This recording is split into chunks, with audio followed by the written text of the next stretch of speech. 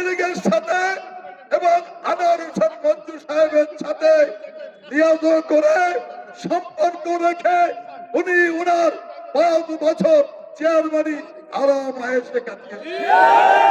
আমাদের প্রতিপক্ষ প্রার্থী আল্লাহ ছিলেন মাসুদ সাহেব, উনি দাঁড়িপাল্লা প্রতীকে দাঁড়িয়েছেন।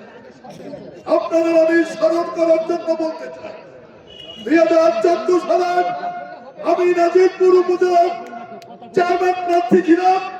মাসুদ সাহেব জিয়ানগরের চেয়ারম্যান প্রার্থী ছিল। আমাকে নাজিরপুর উপজেলাবাসী আমাকে চেয়ারম্যান নির্বাচিত করেছেন এবং এই বিএনপি জামাতের ভোটেই আমি নির্বাচিত হয়েছিলাম।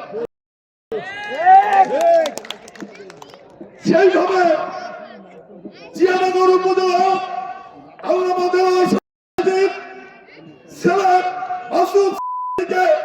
এই বিএনপি জামাতের ভোটাররাই তাকে চেয়ারম্যান নির্বাচিত করেছিল।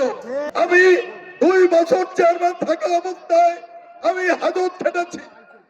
25টির মতো মামলা মাথায় নিয়ে আমি এই উপজেলা চেয়ারম্যানগিরি করেছি। কখনো কারোর সাথে আমি আল্লাহর রহমতে কম্প্রোমাইজ করিনি। কিন্তু এই সুযোগ্য পুত্র মাসুদ চেয়ারম্যান হয়ে উনি কি একদিনও হাজত খেটেছে? উনি কি একবারও সাসপেনশন হয়েছে?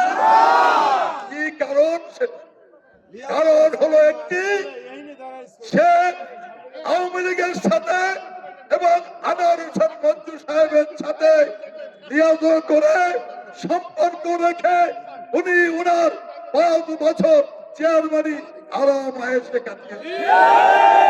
এই যদি কোন লোকের চরিত্র হয়, যার বাবা জেলখানায় ছিল, তার সেই সুযোগ্য সন্তানের যদি এই অবস্থা হয়, আগামীতে এমপি নির্বাচিত যদি উনি করে কেউ, তাহলে এই দেশের মানুষ হয়তো